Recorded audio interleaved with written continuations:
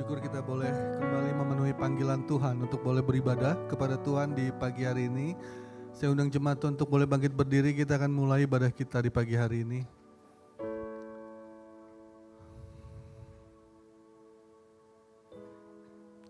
Bapak, kami sungguh bersyukur karena kami masih boleh diberkati Tuhan, kami boleh menikmati panggilan Tuhan dan kami masih boleh memenuhi panggilan Tuhan dengan bebas. Untuk boleh datang sebagai anggota tubuh-Mu, sebagai saudara seiman berkumpul memuji menyembah pencipta kami. Kami bersyukur ya Tuhan, karena kami tahu di luar sana banyak saudara-saudara kami yang masih tidak sebebas kami beribadah kepada Tuhan dengan segala macam halangan yang mereka hadapi. Kami berdoa supaya mereka juga boleh diberkati oleh Tuhan di dalam segala tantangan, challenge yang mereka hadapi, mereka boleh bertumbuh di dalam iman, pengenalan, kasih akan Kristus. Tuhan, dan biarlah kami berdoa agar ibadah ini Engkau yang pimpin ya Tuhan. Kami serahkan dari awal pertengahan hingga akhirnya ke dalam tangan Tuhan. Engkau hadir di tengah-tengah kami. Dan biarlah ibadah kami di pagi hari ini dimulai dengan satu keyakinan bahwa Allah Bapa, Allah Putra, dan Allah Roh Kudus memimpin jalannya ibadah ini dari awal, pertengahan hingga akhirnya nanti. Haleluya. Amin. Silakan duduk Bapak Ibu Saudara. Selamat beribadah, Tuhan Yesus memberkati. Jemaat yang terkasih, sejatinya kita adalah para pemberontak di hadapan Allah Bapa. Masing-masing kita mengambil jalan kita sendiri. Tetapi pengorbanan putranya di atas kayu salib memanggil kita untuk pulang. Sehingga kita tidak perlu lagi berjuang dengan kekuatan kita sendiri. Mari kita bersama-sama menaikkan pujian ini sebagai respon atas undangan Allah yang terbuka bagi setiap kita.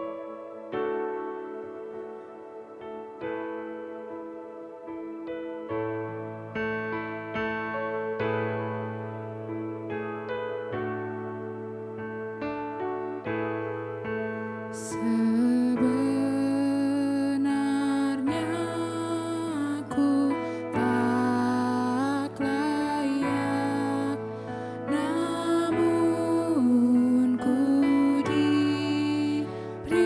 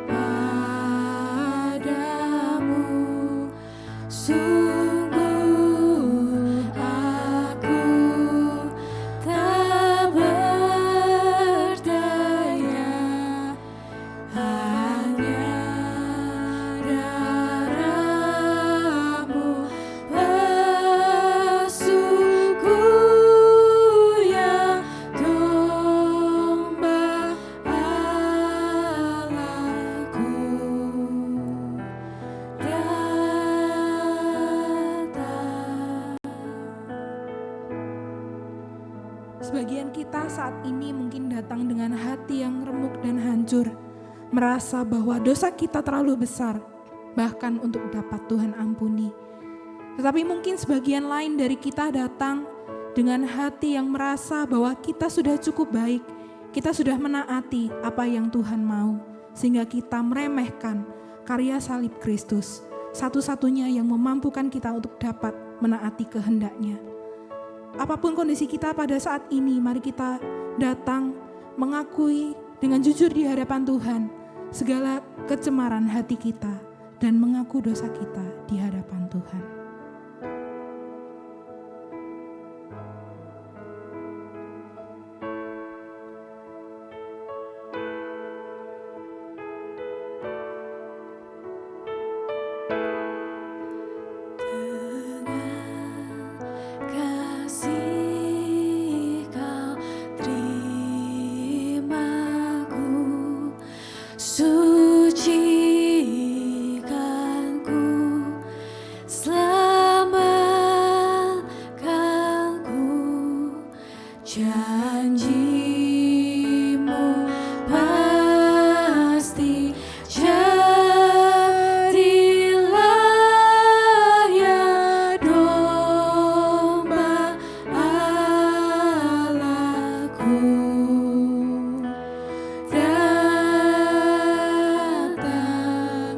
Datang di hadapan Tuhan.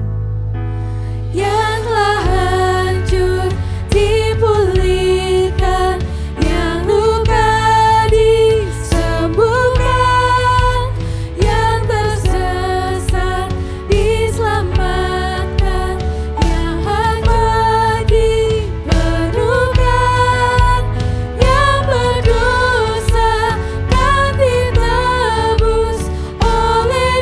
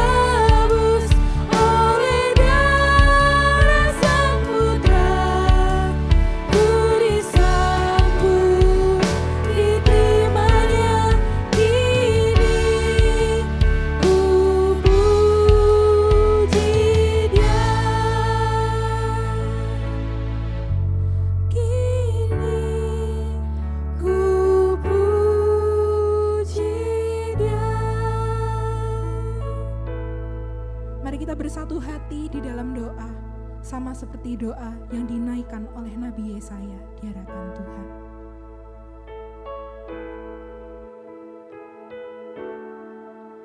Sesungguhnya Engkau murka ya Tuhan, sebab kami berdosa. Kami terus memberontak terhadap Engkau sejak dulu. Bagaimana kami dapat selamat? Layakkah kami untuk selamat? Kami semua seperti seorang najis. Segala kesalehan kami seperti kain kotor di hadapan-Mu. Tetapi sekarang ya Tuhan, Engkaulah Bapa kami. Kamilah tanah liat dan Engkaulah yang membentuk kami. Kami semua adalah karya tangan-Mu. Ya Tuhan, janganlah murka teramat sangat. Janganlah mengingat-ingat dosa kami untuk selama-lamanya. Pandanglah kami ya Tuhan, sebab kami ini umat-Mu. Amin. Jemaat Tuhan, saya undang untuk bangkit berdiri. Dengarkanlah berita anugerah Allah. Sebab upah dosa ialah maut, tetapi kasih karunia Allah ialah hidup yang kekal dalam Kristus Yesus, Tuhan kita. Amin. Kristus telah menganugerahkan hidup yang baru bagi setiap kita. Dan sebagai respon atas anugerah keselamatan dari Allah, mari kita bersama-sama menyatakan pengakuan iman Nisea Konstantinopel yang berbunyi demikian. Aku percaya kepada satu Allah, Bapa yang Maha Kuasa, pencipta langit dan bumi, dan segala yang kelihatan dan yang tidak kelihatan, dan kepada satu Tuhan Yesus Kristus, satu-satunya anak Allah yang diperanakkan dari Bapa sebelum alam semesta, Allah dari Allah, terang dari terang, Allah yang sejati dari Allah yang sejati, diperanakkan, bukan dicipta, sehakikat dengan Sang Bapa, oleh siapa segala sesuatu dicipta, yang untuk kita manusia dan untuk keselamatan kita telah turun dari sorga dan diinkarnasikan oleh Roh Kudus dari anak darah Maria dan dijadikan manusia. Ia telah disalibkan juga bagi kita di bawah pemerintahan Pontius Pilatus. Ia menderita dan dikuburkan, dan pada hari ketiga ia bangkit kembali sesuai dengan kitab suci dan naik ke sorga dan duduk di sebelah kanan Bapa. Dan ia akan datang kembali dengan kemuliaan untuk menghakimi orang yang hidup dan yang mati, yang kerajaannya takkan berakhir. Dan aku percaya kepada Roh Kudus, Tuhan dan pemberi kehidupan, yang keluar dari Bapa dan Anak, yang bersama-sama dengan Bapa dan Anak, disembah dan dimuliakan, yang telah berfirman dengan perantaraan para nabi. Dan aku percaya satu gereja yang am dan rasuli. Aku mengakui satu baptisan untuk pengampunan dosa, dan aku menantikan kebangkitan orang mati dan kehidupan di dunia yang akan datang. Amin, amin. Pujilah Tuhan sebab rahmat-Nya yang besar dan kasih-Nya yang sempurna telah dinyatakan atas setiap kita.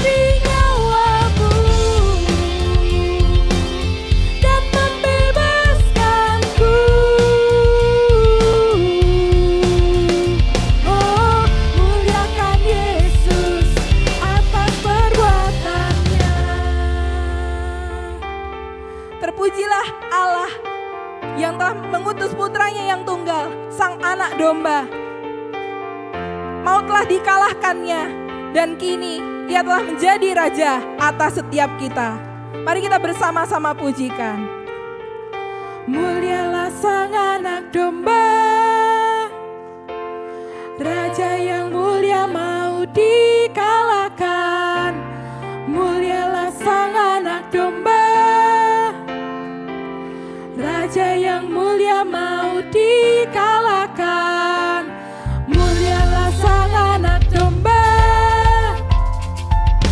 Raja yang mulia mau dikalahkan. Mulialah Sang Anak Domba, mulia, mulia, mulia. Anugerah yang besar, kasih yang sempurna. Kau mati gantiku, Kau tanggung salibku, Kau beri nyawamu dan membebaskanku. Oh, muliakan Yesus atas perbuatannya.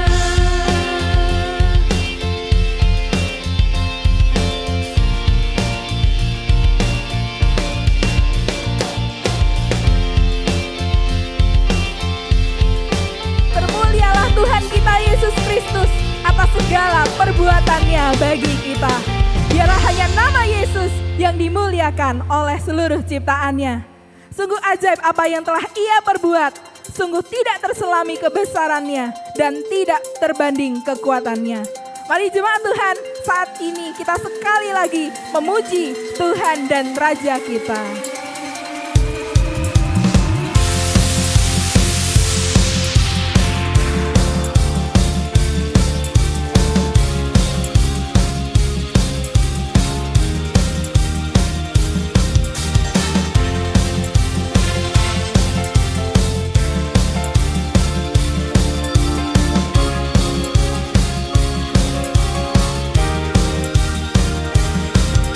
Tak terbayang kebesaranmu dan tak terbanding kekuatanmu Tuhan. Kau megah bagiku, serahkan jiwa dan pengharapan, telah ku serahkan untuk rencanamu Tuhan. Kau Raja atasku, hanya Kau yang layak ditinggikan.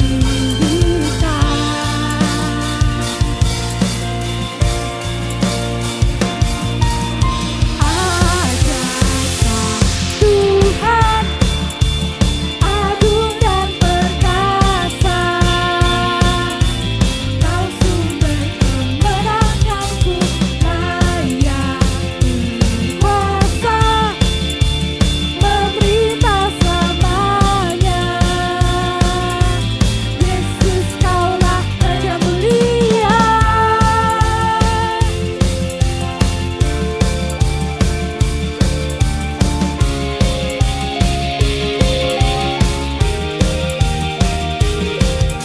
Tak terbayang kebesaranmu dan tak terbanding kekuatanmu Tuhan. Kau megah bagiku, serta jiwa dan pengharapan, telah ku serahkan untuk rencanamu Tuhan. Kau Raja atasku, hanya Kau yang layak ditinggikan.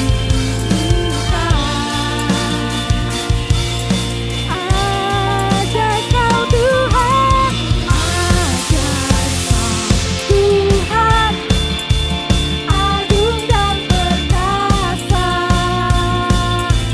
Kau sumber kemenanganku, layak berkuasa, memerintah selamanya. Yesus, Kaulah Raja mulia. Mari jemaat Tuhan, kita memberikan salam pada saudara-saudara di sekeliling kita sebagai ungkapan syukur atas apa yang telah Ia perbuat bagi kita.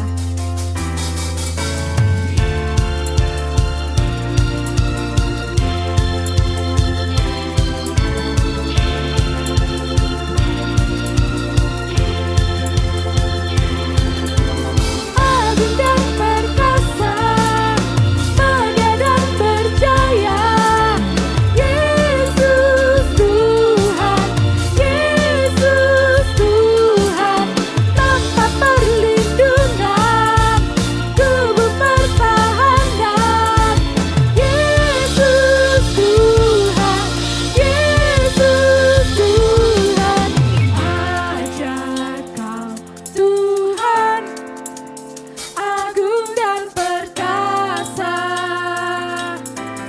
Kau sumber kemenanganku, layak berkuasa, memerintah selamanya. Yesus Kaulah Raja mulia, ajaib Tuhan, agung dan perkasa, Kau sumber kemenanganku, layak berkuasa, memerintah selamanya. Yesus Kaulah Raja mulia,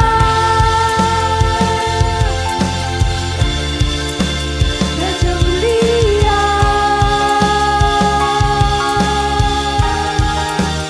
Raja mulia.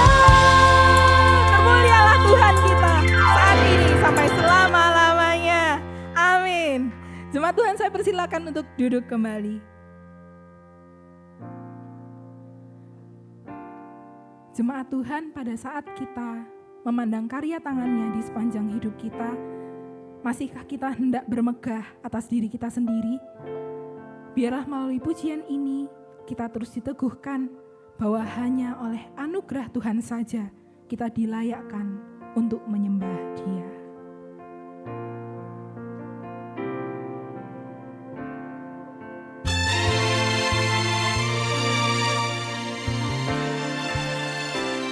Bukan karena kebaikanku, bukan karena fasih lidahku, bukan karena kekayaanku, ku dipilih, ku dipanggilnya, bukan karena kelebihanku, bukan karena baik rupaku, bukan karena kecakapanku, ku dipanggil, ku dipakainya. Bila aku dapat, itu karenanya. Bila aku punya semua daripadanya, semua karena anugerahnya diberikannya pada kita. Semua anugerahnya bagi kita bila kita dipakainya.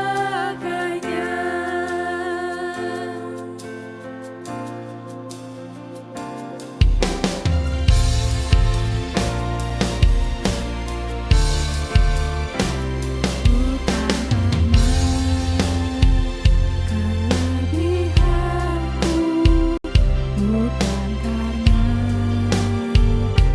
baik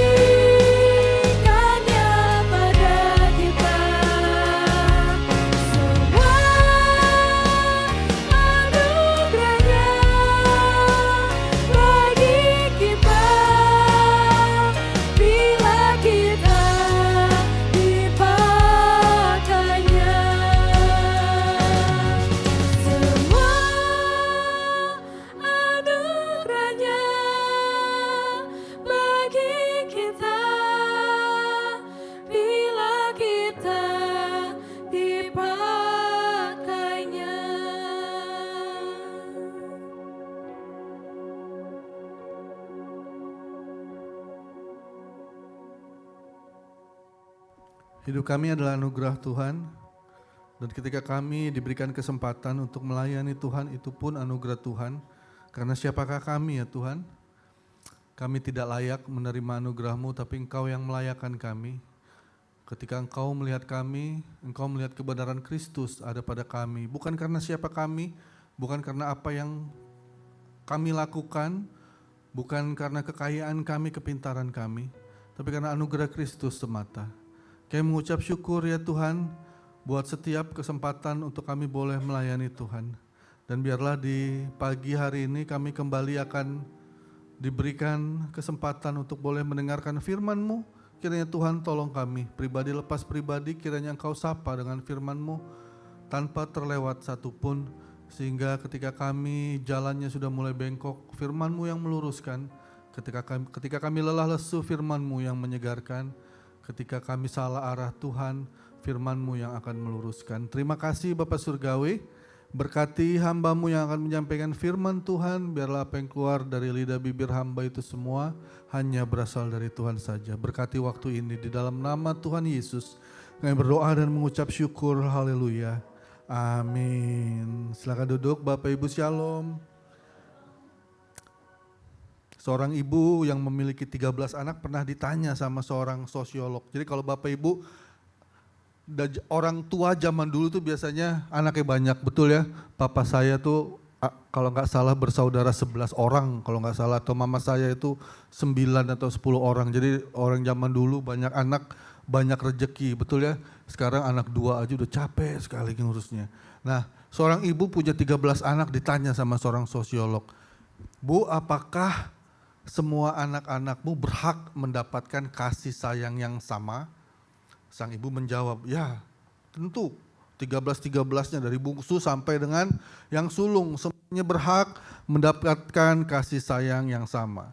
Lalu sosiolog ini bertanya sekali lagi, pertanyaan jebakan sepertinya, jebakan Batman. Dia bertanya, kira-kira dari 13 anak ini mana yang ibu paling cintai, mana yang ibu paling kasihi katanya.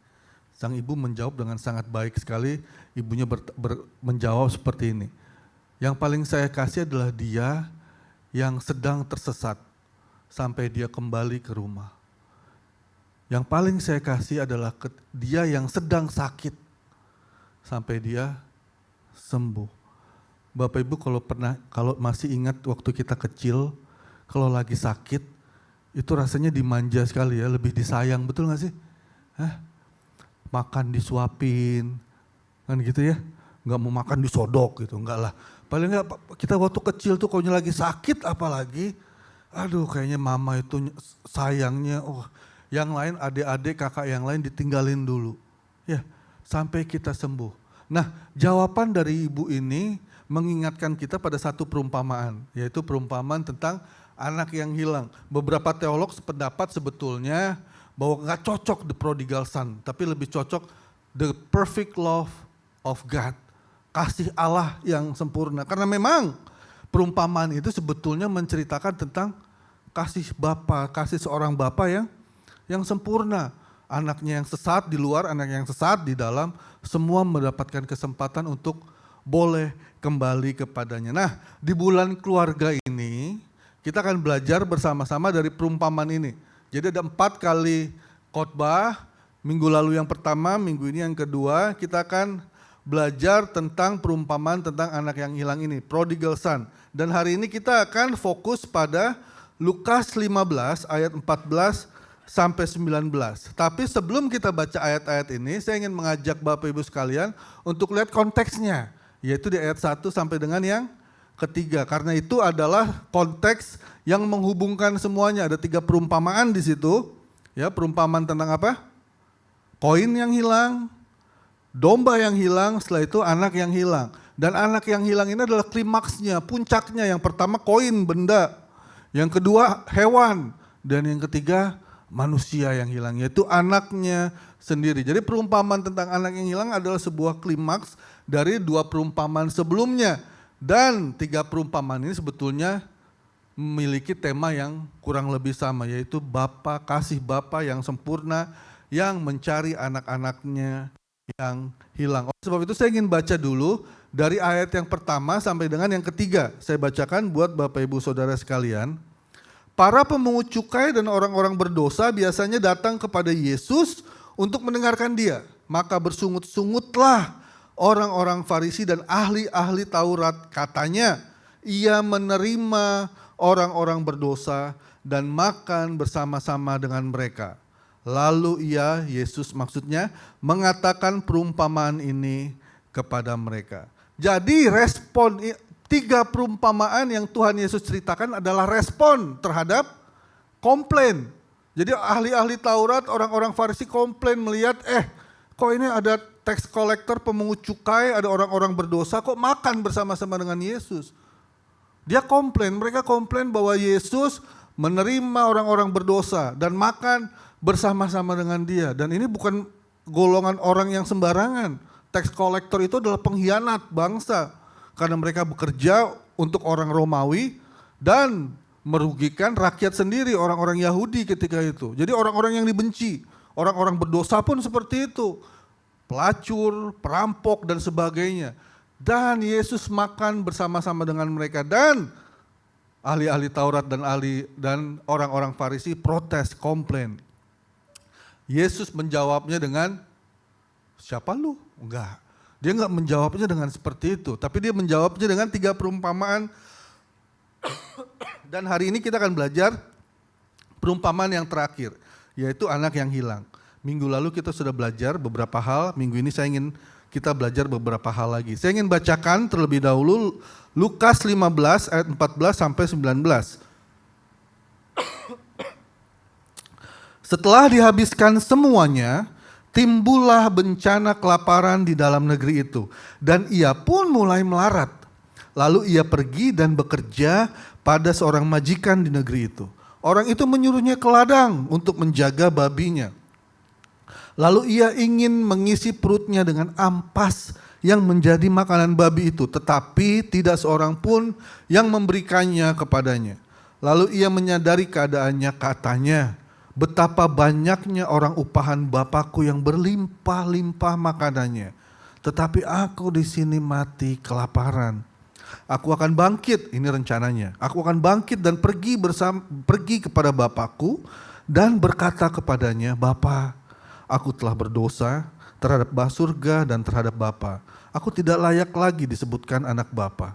Jadikanlah aku sebagai salah seorang upahan Bapa. Minggu lalu kita belajar bagaimana dosa membawa anak bungsu ke mana? Ke negeri yang jauh. Ini adalah natur dosa. Dosa selalu membawa kita jauh, semakin menjauh kepada Tuhan. Dan anak bungsu ini dibawa ke negeri yang sangat jauh. Karena apa? Begitu kurang ajarnya sang bungsu.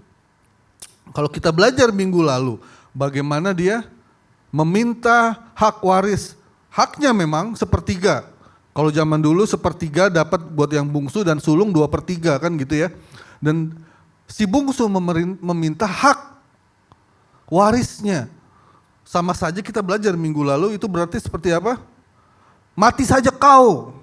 Seperti kita menyuruh bapak kita mati. Engkau mati saja, saya tidak butuh engkau. Saya cuma butuh uangmu. Saya hanya butuh berkatmu, tapi tidak butuh engkau. Itu yang dimaksud oleh sang anak bungsu. Dan kalau bahasa aslinya itu bukan sekedar meminta, tapi imperatif, aorist imperatif. Berarti apa? Ketika dia meminta itu seperti memerintah. Jadi sang anak bungsu memerintah bapaknya. Dia nggak pakai lagi kata papa, papi, ayah, bapak, mbah, enggak. Dia langsung, bagikan hak warisku. Begitu kurang ajarnya sang bungsu. Dan hari ini kita akan belajar, si bungsu ini bertobat, si bungsu ini menyadari kesalahannya. Dan khotbah hari ini saya akan bagi jadi 3 bagian Bapak Ibu, 3 bagian saja. Yang pertama kita akan belajar bahwa ada Bapa surgawi yang aktif mencari anak-anaknya. Dan kedua kita akan melihat konsekuensi dari menjauh dari Tuhan.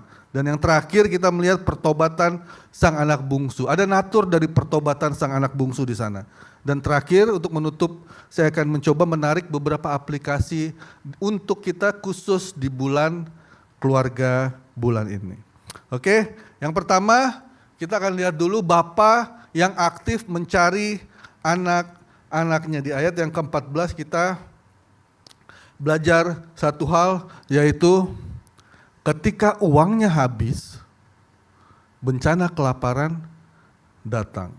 Nah, dalam 2 perumpamaan sebelumnya, itu jelas terlihat bahwa yang empunya koin, cari koin enggak? Cari. Dia cari ke seluruh pelosok rumah, di dalam rumah dia cari itu. Koin hilangnya di dalam rumah, dia mencari sekuat tenaga koin di rumah. Kalau Bapak Ibu pernah ada yang kehilangan emas mungkin. Kita sadar emas kita hilang, emas lagi mahal lagi. Kita mau jual. Dan ternyata enggak ada hilang dan kita cari terus menerus. Itu yang perumpamaan yang pertama. Yang kedua, domba yang hilang. Dombanya hilang di luar rumah, dan gembala mencari sekuat tenaga. Dia tinggalkan yang 99 dan dia mencari satu domba yang tersesat. Dia cari, aktif. Tapi anak yang hilang, kita nggak ngelihat bapaknya mencari. Ada? Di dalam yang kita baca ada? Gak ada. Kita nggak ngelihat ketika anaknya pergi, bapaknya ngikutin dari belakang. Mindik-mindik, atau dia ngirim ajudannya, coba ikutin anak saya, tolong jaga, ada? Enggak ada. Bapaknya justru apa? Ini sebuah pertanyaan besar jujur buat saya. Ketika anaknya meminta, apa yang dilakukan bapaknya?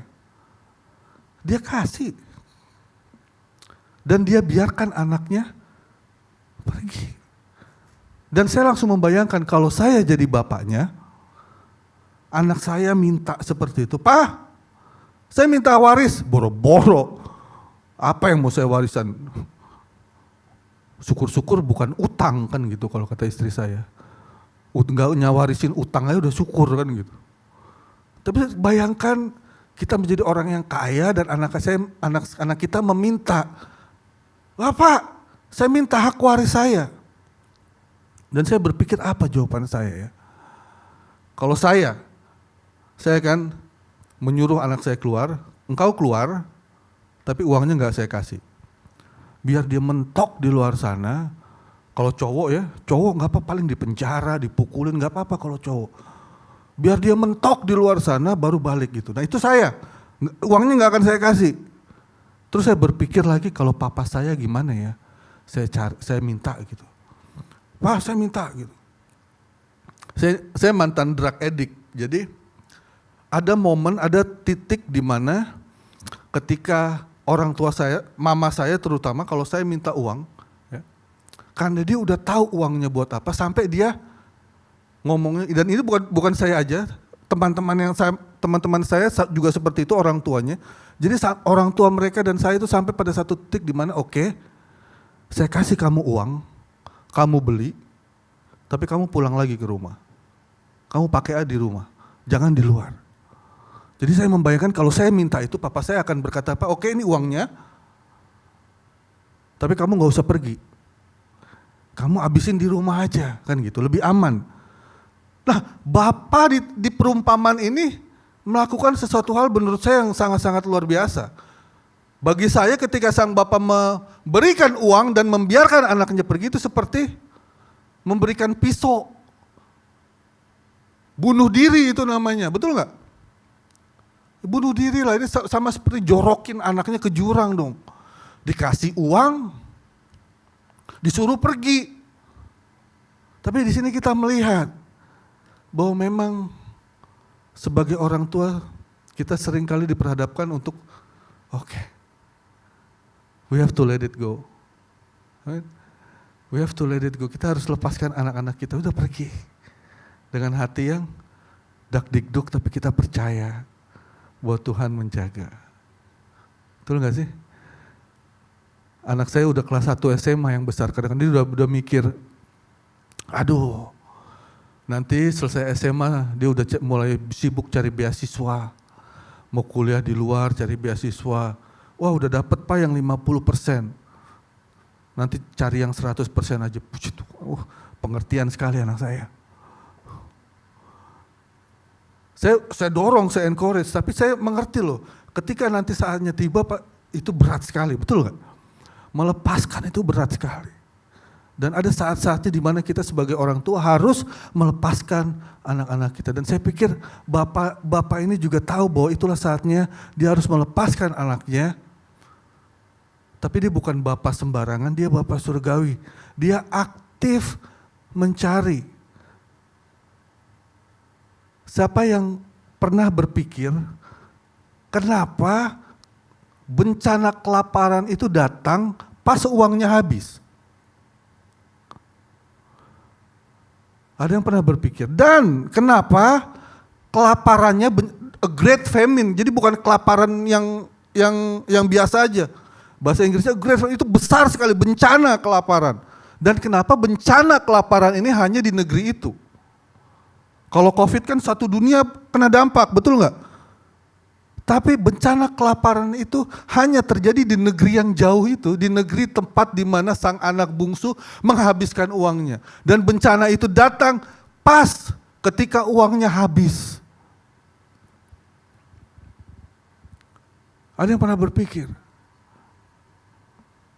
Kita percaya sebagai orang percaya nggak ada yang kebetulan, betul ya? Amin ya. God is in control. Ia mengontrol segala sesuatunya. Oleh sebab itu kita bisa dengan aman, kita bisa dengan nyaman, kita bisa dengan sukacita mengatakan bahwa God is in control. We don't have to worry, kita tidak usah khawatir karena Tuhan mengontrol. Dan disinilah Tuhan mengontrol segala sesuatunya sebagai Bapa surgawi yang berdaulat. Dia mengontrol. Dia mencari anaknya yang hilang. Dia nggak sekedar pasif duduk, no. Tapi dia ikut mencari. Lukas memakai kata di sini adalah bahasa aslinya itu prosdekomai. Dan 6 kali dalam kitab Lukas memakai kata ini. Dan semuanya 6-6-nya itu mengandung arti eagerly waiting atau look for. Kalau di pasal 15 ayat yang kedua, kata dia menerima orang-orang berdosa ini yang diucapkan oleh orang-orang Farisi, itu pakai kata ini, proskelomai. Jadi menerima di situ bukan pasif. Tapi Yesus sendiri ikut mencari orang-orang berdosa itu maksudnya.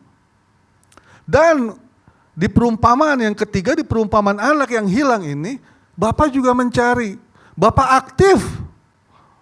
Dialah yang mendesain semuanya, sehingga ketika sang anak kehabisan uang, bencana kelaparan terjadi. Bahkan di dalam bencana itu, makanan babi yang harusnya nggak ada harganya, itu menjadi sangat berharga. Sehingga nggak ada orang yang mau ngasih dia makanan babi. Bapak Ibu, pernah pelihara babi? Jangan cuma makan doang. Pelihara coba biar tahu susahnya. Babi itu makan segala, betul ya? Dia makan semuanya loh. Oleh sebab itu kalau dulu kecil tuh kalau ada anak semua dimakan, kayak babi kan gitu. Semua dimakan. Kalau dia musim duren, kalau jadi hutan-hutan musim duren semua pada jatuh karena terlalu banyak, dia makan duren. Semuanya dimakan. Bahkan kalau di hutan, kalau kita mau, saya pernah pelayanan di Kalimantan, nggak ada WC, kalau mau buang air besar, maaf, di hutan gitu ya, kita harus ngeliat-ngeliat belakang. Karena apa? Babi itu bisa nyeruduk karena dia cium baunya. Dia juga makan itu kotoran. Serius. Habis itu kita makan itu babi. Cilaka. Stop makan babi lah. Gratis makanan babi itu, sungguh loh. Murah. Tapi bagaimana Tuhan itu mendesain semuanya loh. Sehingga pada saat itu makanan babi pun gak ada yang mau ngasih. Karena bencana kelaparan yang begitu hebatnya. Bapak Surgawi aktif di dalam pertobatan sang anak bungsu. Bapak Ibu Saudara sekalian, ketika kita mengalami berbagai seperti apa yang anak bungsu ini alami, ada istilahnya sudah jatuh ketimpa tangga, betul ya? Sudah pas dia uangnya habis, bencana kelaparan datang kan gitu. Mungkin kita pernah mengalami hal seperti itu. Pas lagi susah-susahnya, rekening di bank tinggal boro-boro 3 digit gitu, enggak. Itu udah susah, ditarik aja lembaran terkecil di ATM udah gak bisa gitu. Sakit. Celaka 12. Atau mungkin kita berdoa, terus-menerus berdoa, tapi gak pernah dijawab Tuhan. Atau mungkin kita usaha, terus rugi. Lagi susah-susahnya penyakit datang, didiagnosa sakit. Udah jatuh ketimpa tangga. Mungkin pada saat-saat seperti itu kita harus stop sebentar. Just be still. Berdiam diri. Dan tanya Tuhan, mungkin Tuhan mau ngomong sesuatu ya. Mungkin kita aktif di dalam pelayanan. Mungkin kita hadir di dalam gedung gereja. Tapi mungkin hati kita gak ada di sini. Hati kita jauh di negeri sana. Kita mikirin hal-hal lain. Tapi Tuhan gak mau. Yang penting buat dia hati kita. Dan dia gak rela. Dan dia akan mengusik kita. Dia akan mengatur, dia akan mendesain. Supaya hati kita kembali kepada dia. Dia akan buat jalan, dia akan buka kesempatan. Agar hati ini kembali kepada dia. Dan celakanya itu selalu, celakanya seringkali karena penderitaan, penyakit. Betul gak sih? Oleh sebab itu C.S. Lewis berkata apa? Pain, suffering is a God's megaphone katanya. Itu this deaf world, dunia yang sudah tuli ini. Penderitaan itu adalah megafonnya Tuhan. Karena ketika Tuhan berbicara baik-baik, di masa kita nyaman, aman, sehat, itu seperti angin doang, gak denger kita. Tapi begitu kesakitan datang, kita baru bisa dengar suara Tuhan. Allah sedang terus mencari dan ingin menarik kita kembali. Allah gak pernah terlalu sibuk untuk mencari anak-anaknya, gak pernah. Kemanapun kita lari, kemanapun kita menjauh, dimanapun hati kita berada, Allah ada di sana. Ayat yang paling baik ada di dalam Mazmur. Daud berkata seperti ini, kemana aku dapat pergi menjauh rohmu? Kemana aku dapat lari dari hadapanmu? Jika aku mendaki ke langit, engkau di sana. Jika aku menaruh tempat tidurku di dunia orang mati, di situ pun engkau. Jika aku terbang dengan sayap fajar dan membuat kediaman di ujung laut, juga di sana tanganmu akan menuntun aku dan tangan kananmu memegang aku. Daud membungkus semuanya dengan sangat baik, dengan 1-2 ayat. Kita gak bisa lari kemanapun. Dia adalah Allah yang akan selalu mencari anak-anaknya. Dia tidak pernah sibuk. No, dia tidak pernah lelah. Dia tidak pernah tertidur. Kemanapun anak-anaknya lari dari hadapannya, dia adalah Allah, dia adalah Bapa yang akan terus mencari sampai dia mendapati kembali. Yang kedua, konsekuensi menjauh dari Tuhan, yaitu apa? Diperbudak oleh dosa. Ayat yang ke-16, lalu ia ingin mengisi perutnya dengan ampas yang menjadi makanan babi itu. Tetapi tidak seorang pun yang memberikannya kepadanya. Dosa yang awalnya menawarkan kenikmatan. Di awal dia pikir dia pergi dari rumah bapaknya, ini natur dosa ya. Natur dosa adalah semakin menjauhkan kita dari Tuhan. Di awal dia pikir ketika keluar dari rumah bapaknya dia akan mendapatkan kebebasan, kenikmatan, kebahagiaan. Betul ya? Dia berpikir bapaknya ini adalah penghalang bagi kenyamanan dia. Dia berpikir semua peraturan yang ada di rumah itu semuanya hanya menghalangi kebahagiaan saya. Saya harus keluar dari rumah. Dan dosa membawanya ke negeri yang sangat jauh. Dosa menawarkan berbagai macam kenikmatan. Dia menawarkan kebebasan. Dia menuntun, tapi akhirnya dia menuntun semuanya, semua orang yang mengikuti dosa sampai kepada titik terendah dalam kehidupan mereka. Akhirnya kita semua tahu, sadar bahwa dosa selalu ada konsekuensi. Itu bukan kebebasan. Menjauh dari Tuhan dipikir bebas? No. Kita terikat oleh dosa. Kita nggak bisa tidak melakukan apa yang dosa inginkan, apa yang daging ini inginkan, dan kita tidak bisa melawan itu. Sampai akhirnya tidak ada seorang pun yang dapat menolong kita. Tidak ada seorang pun yang memberikan kepadanya makanan babi itu. Dosa akan memperbudak kita, mengikat kita. Saudara, dosa itu pinter loh, ya. Pertama-tama tuh kayak kecil, betul gak? Kayaknya itu kecil dosa itu. Lalu jadi kebiasaan, bertambah besar, buat bapak-bapak, ibu-ibu. Pertama-tama cuman melirik-melirik kan gitu kan. Lama-lama nyambung, ngobrol. Habis itu mulai WA-WA-an. Habis itu baper, bawa perasaan. Mulai, cocok kan. Lama-lama terikat sampai kita gak sadar. Kita sudah terjebak di dalamnya.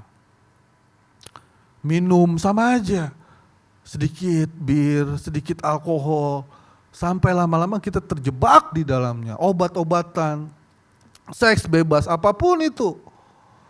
Sampai pada akhirnya kita sadar bahwa dosa selalu ada konsekuensinya. Kita terikat, kita diikat, diperbudak oleh dosa.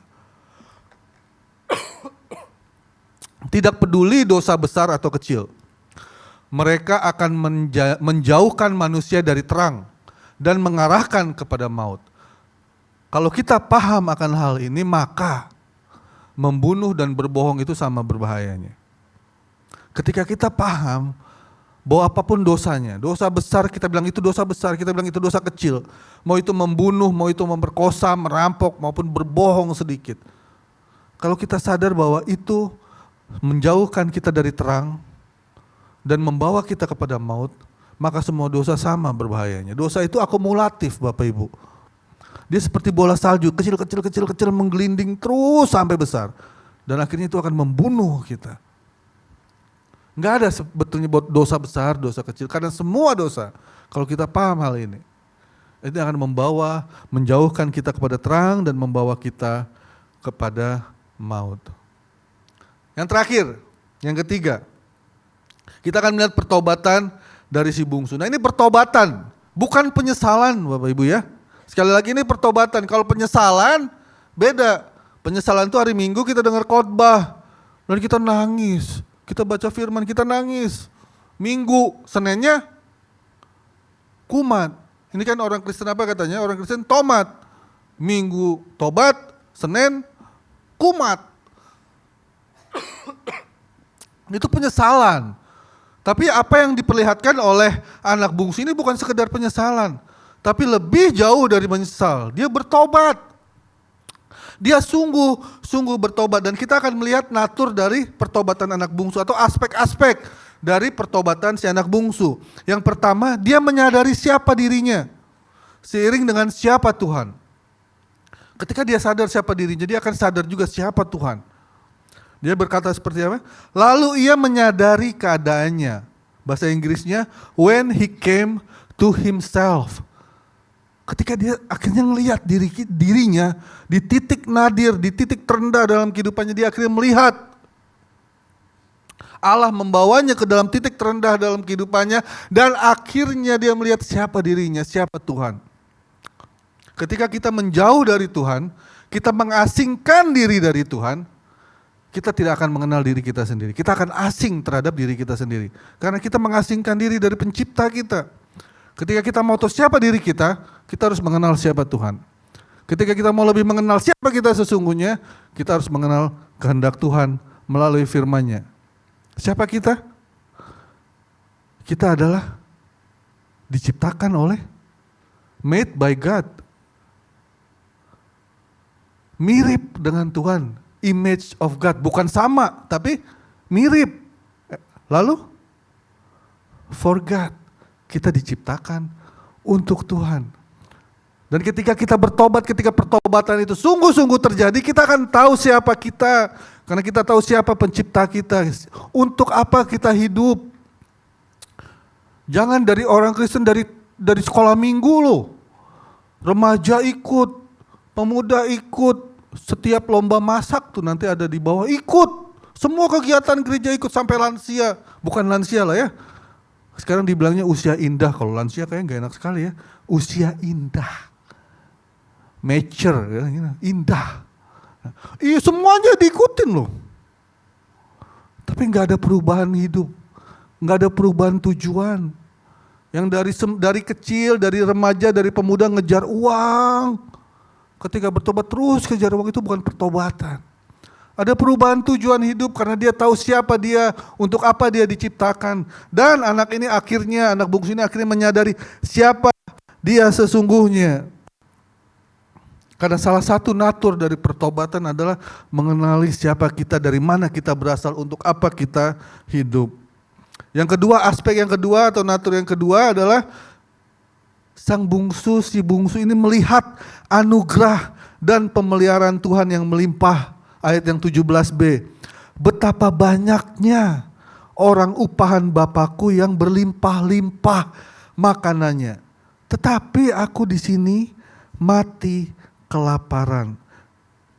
Pertobatan si bungsu itu membawa matanya melihat, membawa hatinya merasakan bahwa di rumah bapaknya, bahkan budak papanya sekalipun, itu lebih enak, lebih nikmat dibanding keadaannya sekarang.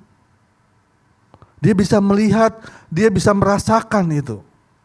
Jadi dari pertobatannya dia bisa melihat anugerah Tuhan yang melimpah, pemeliharaan Tuhan yang melimpah dalam kehidupannya. Dulu dia gak bisa tahu, dia gak sadar.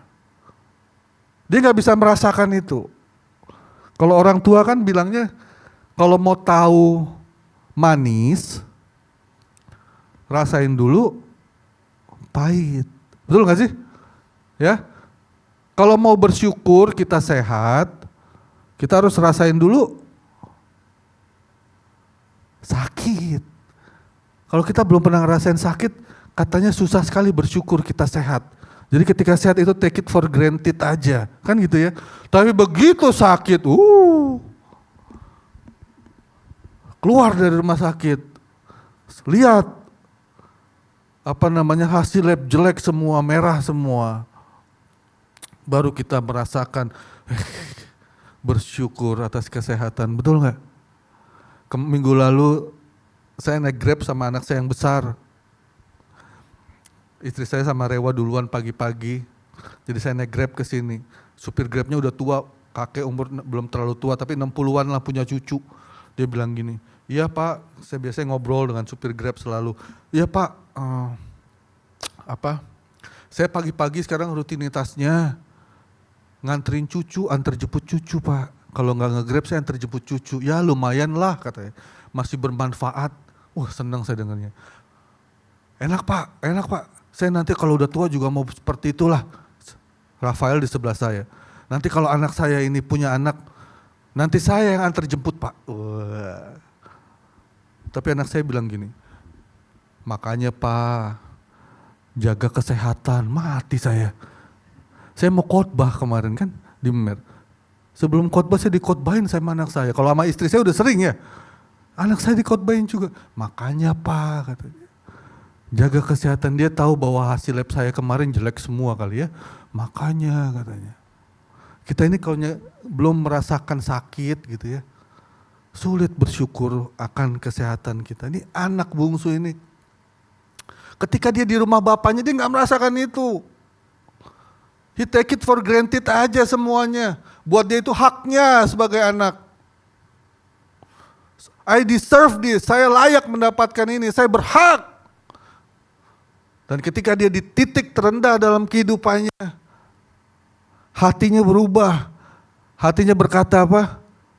Jangankan jadi anak, jadi budak aja saya gak layak.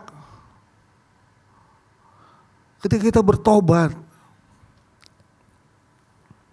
Dan kita melihat anugerah, kita tidak bisa melihat anugerah Tuhan yang melimpah, kita tidak bisa bersyukur karenanya. Maka pertobatan itu harus diragukan. Dosa itu enak loh. Enak gak sih dosa? Kita gak bisa bohong lah, dosa itu enak. Serius. Saya gak menganjurkan kita untuk terus berbuat dosa, enggak. Bukan. Cobain deh gitu, enggak usah gitu ya. Tapi dosa itu enak, sungguh. Bohong kita kalau enggak enak. Iblis itu serem apa cantik? Iblis itu cantik loh. Lucifer itu dibilang apa? Bintang fajar. Suaranya itu merdu. Beautiful kalau kita bilang. Saya pernah mengajar di satu SD. Sebelum kami berangkat ke ladang. Saya meminta pagi, karena saya hampir setiap pagi saya yang bawa renungan pagi, jadi saya minta anak-anak itu untuk gambar iblis. Dan semuanya gambar iblis itu serem semua. Ada yang pakai tanduk, matanya merah, yang satu matanya hijau, ada dolarnya. Oh itu mata duitan iblisnya. Semuanya serem. Saya kumpulin, semuanya serem. Terus saya bilang, kalau iblis seperti ini nggak ada yang mau ngikut, bener nggak? Nggak ada yang mau. Kalau dosa itu serem, nggak ada yang mau berbuat dosa. Iblis itu cantik, makanya semua orang terpikat, mau ikut. Dosa itu enak, semua mau berbuat dosa, itu daging kita. Tapi ketika kita membandingkan itu, ketika kita bertobat, kita membandingkan itu dengan anugerah Tuhan, salib Kristus. Sungguh, apa yang ditawarkan dunia itu gak ada artinya. Itu yang gak ada habisnya, kenikmatan yang tiada habisnya, hanya konsekuensi nanti yang ada. Itu gak ada artinya sama sekali. Saudara, cara menjauh dari dosa bukan kita lari dari dosa, tapi mendekat kepada Tuhan. Amin. Cara terbaik kita menjauhi dari dosa adalah mendekat kepada Tuhan. Karena ketika kita mendekat kepada Kristus, kita memikirkan salib Kristus, kita merenungkan anugerah Tuhan dan kasih-Nya, maka otomatis kita akan menjauh dari Tuhan. Dan kita akan melihat dosa itu seperti jebakan Batman. Itu hanya membuat kita celaka. Karena kita sudah menikmati yang benar, yang sejati, yang seharusnya kita dapati. Dan yang terakhir, aspek dari pertobatan si anak bungsu adalah dia menyadari, dia hancur hatinya. Dan dia sadar bahwa keberdosaannya yang amat sangat. Aku akan bangkit, ayat yang ke-18. Aku akan bangkit dan pergi kepada Bapakku dan berkata kepadanya, Bapa, aku telah berdosa terhadap sorga dan terhadap Bapa. Salah satu aspek dari pertobatan adalah kesadaran akan betapa berdosanya kita. Kalau sekarang ajaran sekarang mengajarkan apa? Wah, kita anak Tuhan, kan gitu ya. Kita anak-anak Kristus kecil. Kita minta apa aja pasti dikasih.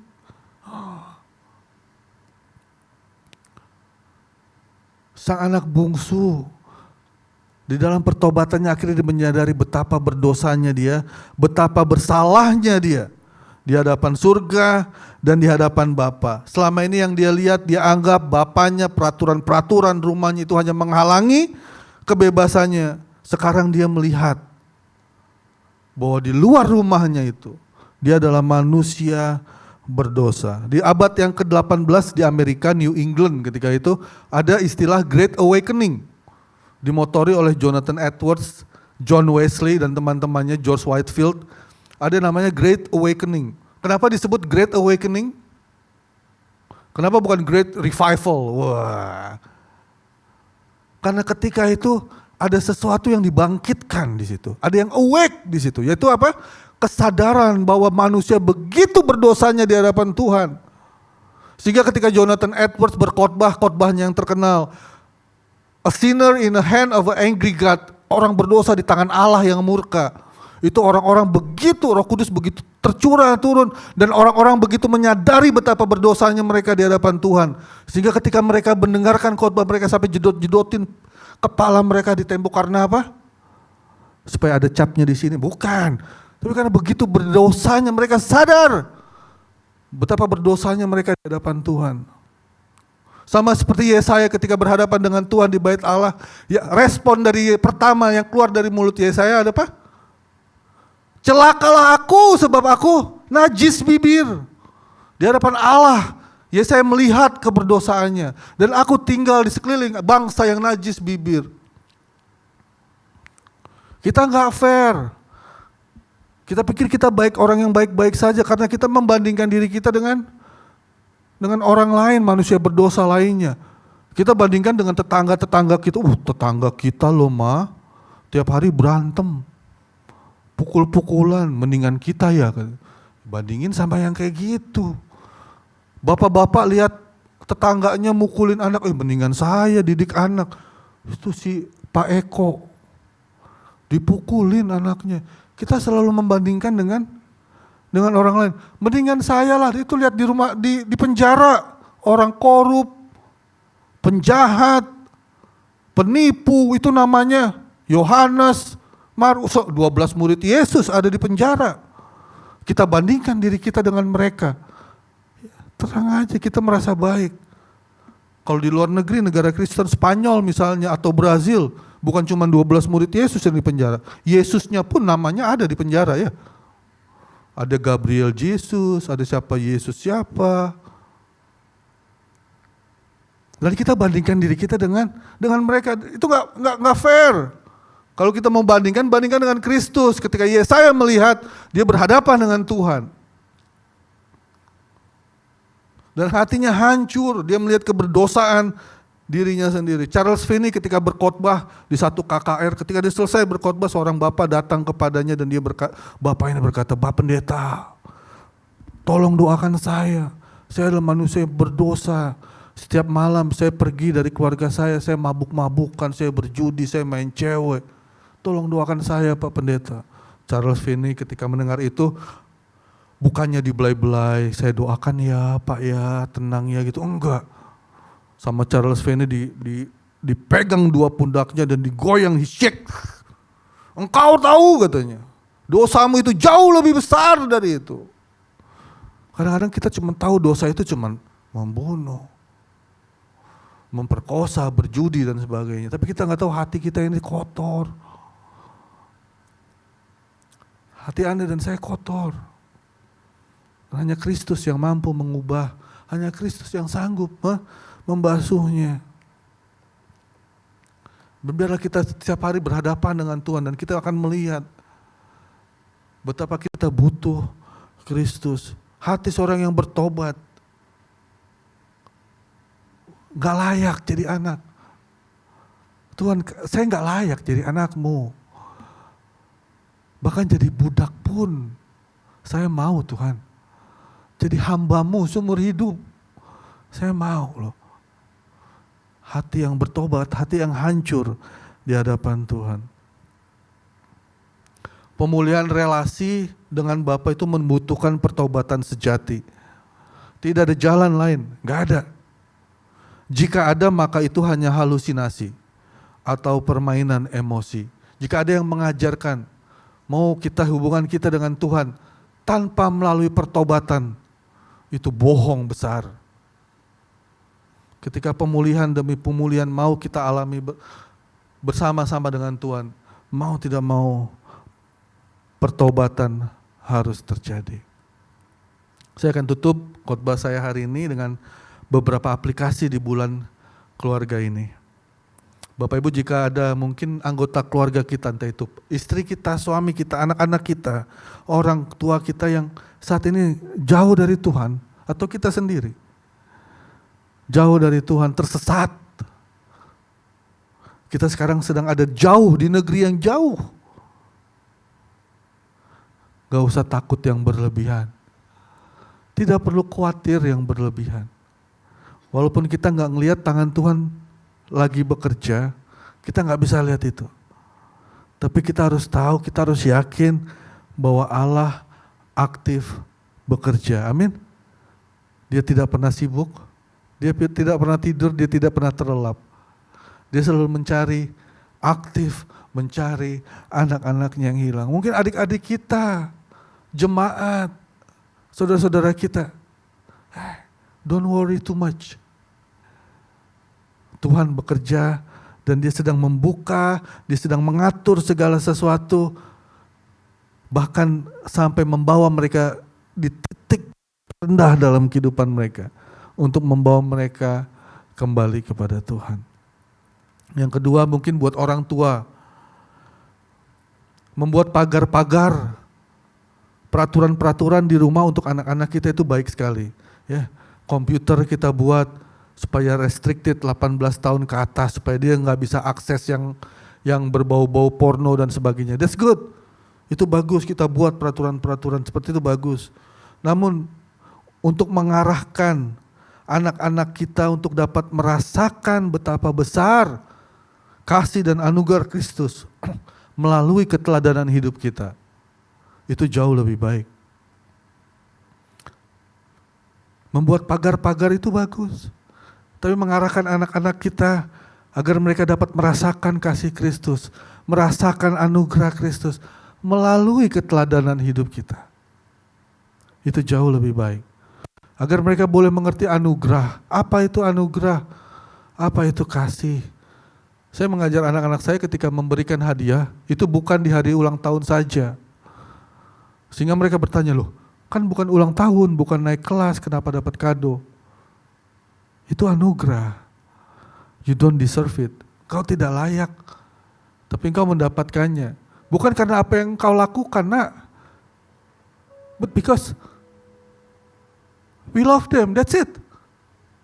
That's the Father's heart. Itulah cinta Tuhan, that's it. Karena Dia mengasihi kita.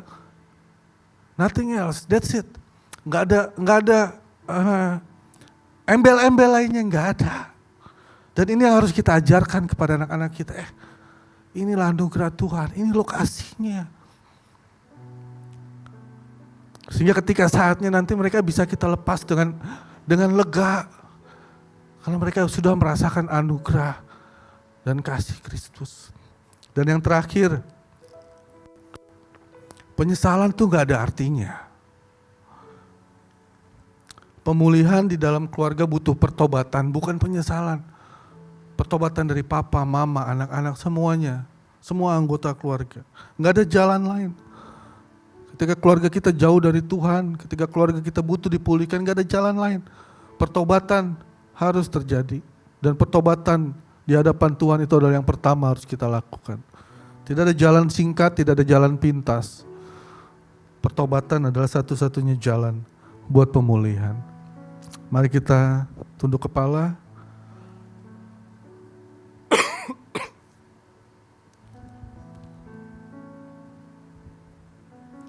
Saya memberikan kesempatan buat Bapak Ibu Saudara sekalian untuk boleh berdoa di hadapan Tuhan.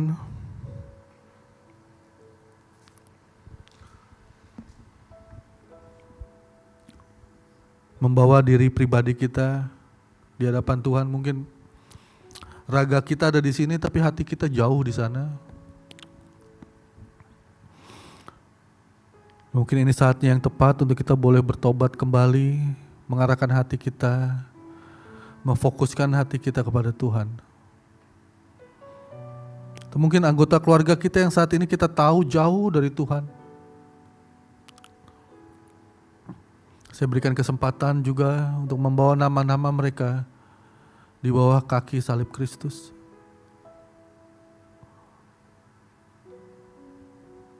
Dan membiarkan Allah bekerja dalam kehidupan mereka.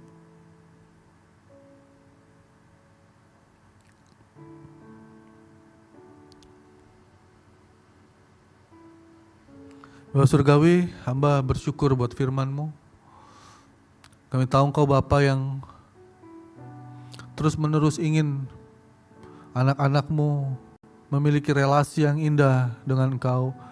Karena itulah inti kekristenan yang kami percaya. Sebuah relasi, sebuah hubungan, bukan agama, bukan sekedar peraturan, hukum, tapi relasi, relationship yang indah bersama dengan Bapa. Biarlah Gerejamu di tempat ini semakin hari semakin dipulihkan. Setiap keluarga semakin dipulihkan di hadapan Tuhan. Keluarga yang mengasihi Tuhan, yang taat akan Tuhan, yang memberkati banyak keluarga lain. Terima kasih Bapa. Ini doa kami, ini doa hamba. Hanya di dalam nama Kristus Yesus. Haleluya. Amin.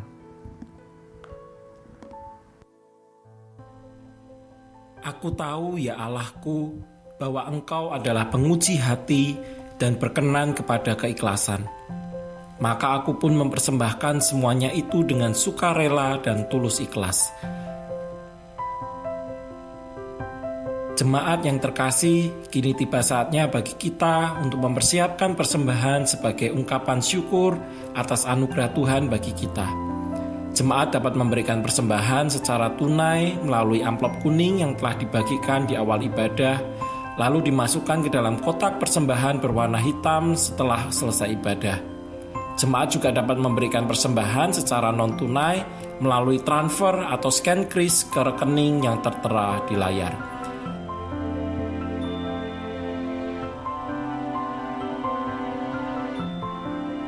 Sambil mempersiapkan persembahan kita, selamat menyaksikan Warta Gereja minggu ini.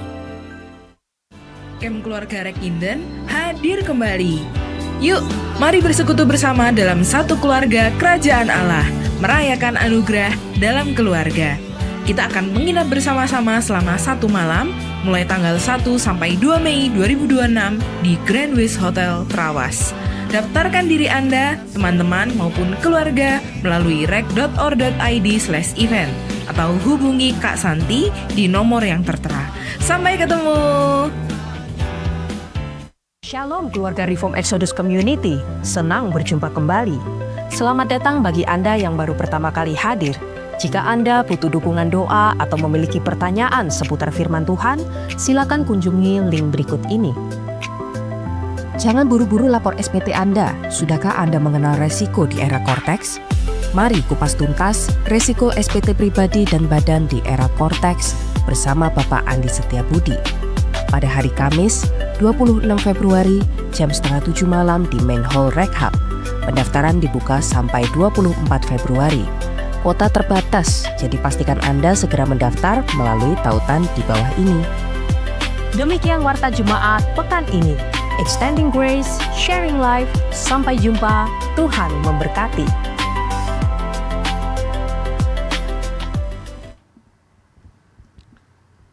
Oke Bapak Ibu, sedikit highlight. Lomba kreasi olahan telur. Nah, ada di bawah Bapak Ibu, jadi satu kelompok 4 orang, buat yang satu keluarga ada 4, mohon mendaftarkan diri dan ikut lomba masak telur. Hadiahnya mobil listrik terbaru. Ada hadiahnya pasti ya? Oh, ada hadiahnya, pasti ada hadiahnya. Ya, jadi ayo sekarang masih bisa daftar dan mengikuti lomba masak telur. Telur yang terbaik itu yang menang. Saya nggak mengerti cara menilainya gimana, tapi yang pasti telur terbaik itu yang menang. Oke, satu kelompok 4 orang. Siang ini jam 12, jadi setelah ini tinggal sebentar lagi. Mohon Bapak Ibu Saudara sekalian yang lapar, tolong didaftar. Ya, oke, EXO Youth buat anak-anak muda, G2G, Gather to Grow, Design by Love, Define by Love, edisi Valentine. Nah, jadi di tanggal 14 Februari betul ya, di bulan Valentine, bulan yang penuh kasih, bulan yang penuh sayang, penuh diskon, kita akan merayakan, bukan merayakan, tapi kita akan mengingat kasih Kristus gitu ya. Bersama-sama di tempat ini. Jadi anak-anak muda atau orang tua yang memiliki anak yang kategori pemuda, silakan daftar tanggal 14 jam 6 sore. Oke, di tempat ini. Camp Keluarga Rekinden, Extending Grace, Sharing Life. Kita akan adakan di bulan Mei. Jadi itu libur Bapak Ibu 1 dan 2 Mei. Jadi itu tadi Jumat Sabtu betul ya? Jumat dan Sabtu. Jadi Sabtu kita pulang, Minggu kita masih bisa ibadah. Jadi tolong daftar buat bukan hanya untuk keluarga, jadi yang single-single juga jangan takut, kalian juga boleh ikut ya. Nanti kalian akan diakui anak di sana oleh orang tua mana saya nggak tahu, tapi pokoknya yang single-single pun boleh ikut. Jadi bukan hanya sekedar keluarga yang sudah suami istri ya. Ini terbuka untuk single juga. Tolong daftar ke Ci Santi. Ci Santi sedang mengajar sekolah minggu di bawah. Setelah ibadah ini segera daftarkan keluarga kita dan diri kita masing-masing. Dan terakhir buat kelas MSK online, Bapak Ibu. MSK onsite ini sudah mulai ya. Jadi pendaftaran dari Februari sampai Mei ini tiap hari Minggu jam 12:30. Daftarnya via web. Betul ya? Daftar via web ya. Jadi buat jemaat Tuhan yang masih belum ikut MSK, tolong manfaatkan sarana anugerah ini supaya kita boleh bertumbuh bersama-sama ya. Gereja sudah memfasilitasi banyak sekali sarana untuk kita bertumbuh. Sayang kalau tidak dipakai. Oke, itu saja dari saya, dan hari ini seperti biasa di minggu kedua kita akan mendoakan satu dengan yang lain. Jadi ayo saling mendoakan. Ini yang kita doakan, jadi mungkin Bapak Ibu kanan kiri atau depan belakang atau mungkin dari ujung sana ke ujung sini juga nggak apa-apa, silahkan bertanya sama temennya, sama saudara-saudara seiman, kira-kira apa sih yang wujud kasih Tuhan yang selama ini kita remehkan? Apa sih?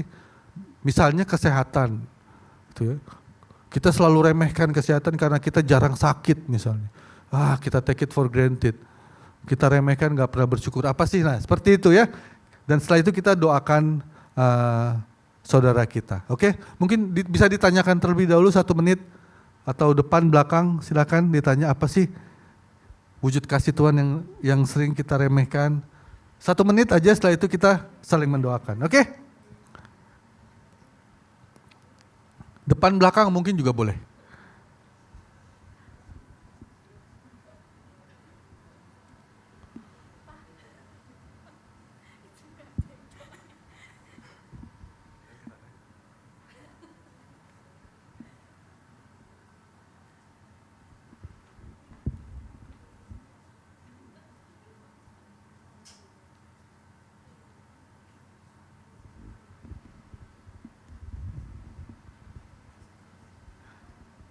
Yang tidak berdoa ini kayak jarang sehat. Jadi sering sakit.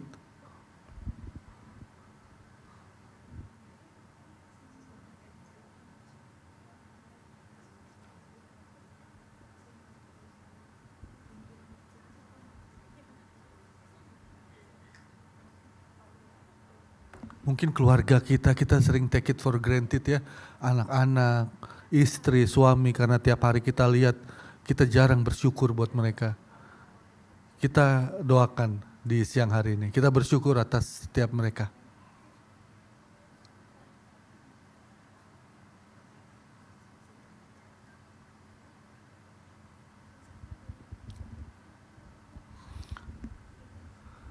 Oke, mari kita tunduk kepala. Kita berdoa bersama-sama. Kita doakan juga teman-teman kita. Bapak Surgawi, ini setiap pergumulan kami Tuhan, kami sebagai anak-anak-Mu seringkali lupa untuk mengucap syukur. Kami seringkali mengabaikan berkat Tuhan, tidak bersyukur atas setiap berkat Tuhan yang terjadi dalam kehidupan kami. Kami menganggap itu hanya berkat yang kecil, karena setiap hari kami terima, setiap hari kami rasakan. Ampuni kami. Dan biarlah kami juga boleh mengucap syukur dalam segala hal untuk kesehatan kami, keluarga kami yang Tuhan taruh di dalam hidup kami, orang tua kami yang telah Tuhan tentukan untuk menjadi orang tua kami, dan anak-anak kami ya Tuhan. Kami bersyukur atas semuanya. Kami juga bersyukur buat gereja-Mu di tempat ini. Mungkin kami jarang bersyukur.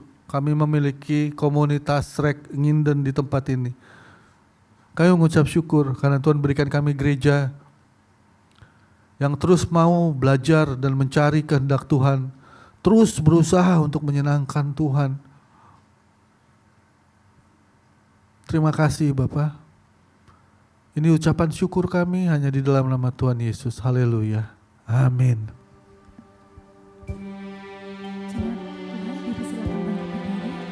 Jemaat Tuhan dipersilakan bangkit berdiri. Puji Allah Bapa Putra, puji Allah Roh Kudus, ketiganya yang esa. Pohon selamat sumber berkat.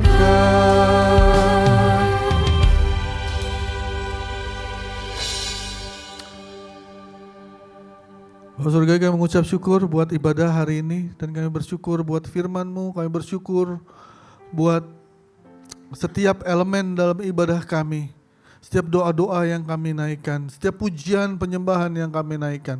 Kami bersyukur atas semuanya itu ya Tuhan. Kami bersyukur karena kami masih boleh diberikan kesempatan untuk beribadah, walaupun di luar sana kami tahu bahwa tidak ada banyak orang yang tidak memiliki kebebasan untuk mereka boleh beribadah datang kepada Tuhan. Tapi kami pada saat ini dengan bebas beribadah kepada Tuhan, dan kami sering melupakan itu sehingga kami tidak bersyukur. Kami bersyukur ya Tuhan, dan kami berdoa buat mereka di luar sana juga yang mungkin pada saat ini sulit untuk beribadah dengan tantangan, tekanan dari kanan kiri mereka. Berkati mereka ya Tuhan seperti Engkau memberkati kami pada hari ini, sehingga mereka juga boleh bertumbuh. Bahkan di dalam tekanan mereka boleh terus jauh bertumbuh, semakin mengenal Tuhan, semakin mengasihi Tuhan, semakin mengenal Kristus dan tujuan hidup mereka di dunia ini.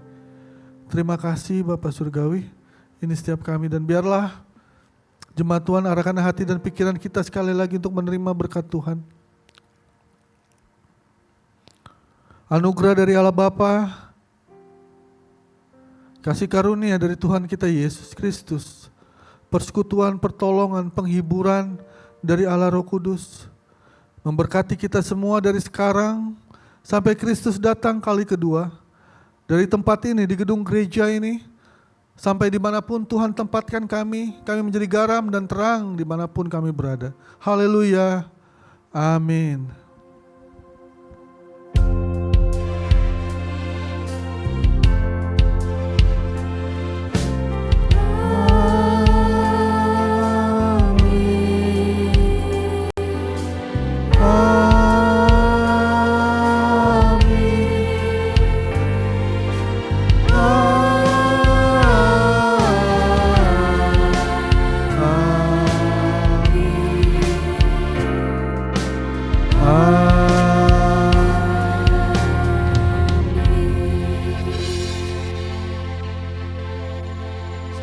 Bapak Ibu Saudara sekalian, silakan mengambil waktu teduh. Selamat hari Minggu, Tuhan Yesus memberkati.